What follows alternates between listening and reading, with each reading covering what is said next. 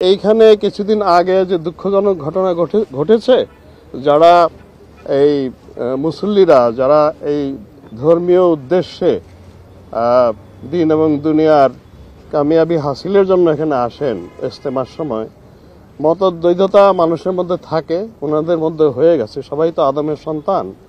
তো এইটা আমরা অত্যন্ত দুঃখজনক ঘটনা ঘটেছে।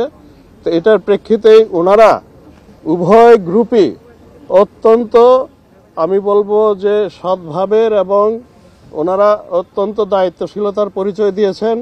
ওনারা এখন আমাদের মাওলানা মাহফুজ এখানে আছেন, ওনারা এই 31 থেকে 5-এর মধ্যে ওনারা করবেন, আর বাকি যে অংশ ওনারা 14 থেকে 16 পর্যন্ত করবেন। এর মধ্যে কোনো ধরনের দ্বন্দ্ব কিংবা মতদ্বৈধতা নাই, উভয় পক্ষই শান্তিপূর্ণভাবে করবেন, এবং আল্লাহ চাহে তো আমরা এটা শান্তিপূর্ণভাবে আপনাদের সহযোগিতায় সমাধান করতে পারবো এবং সমাধা করতে পারবো। ঢালাইয়ে দৃঢ়তা, নির্মাণে নিশ্চয়তা, প্রিমিয়ার সিমেন্ট, ঢালাইয়ের রাজা।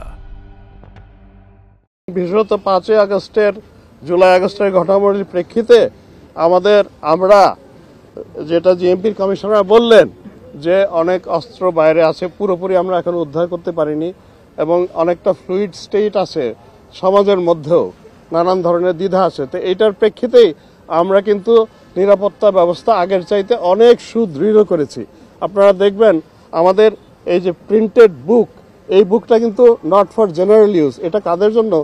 This is for internal use. আমার প্রত্যেকটা ফিল্ড কমান্ডার যারা পুলিশের, তাদের হাতে থাকবে, সো দ্যাট তারা যেন বুঝতে পারেন যে পুরো ব্যবস্থাটা কি এবং তার অংশটা, তার ভূমিকাটা কি। অন্যান্য সময় আমরা কি করতাম, শুরুতে একটা ব্রিফিং দিয়ে দিতাম সবাইকে, সবাই যার যার ব্রিফিং শুনে যার যার জায়গায় চলে যেতেন। এবার কিন্তু ব্রিফিং দিয়ে আমরা শেষ করিনি, আমরা আবার এই যে একটা প্রিন্টেড বুকও তাদের হাতে দিয়ে দিচ্ছি, সো দ্যাট তারা নিজেদের অংশটা বুঝেন, আবার পুরো দি হোল পিকচার, একটা হোলিস্টিক ধারণা যেন প্রত্যেকের মাথায় থাকে।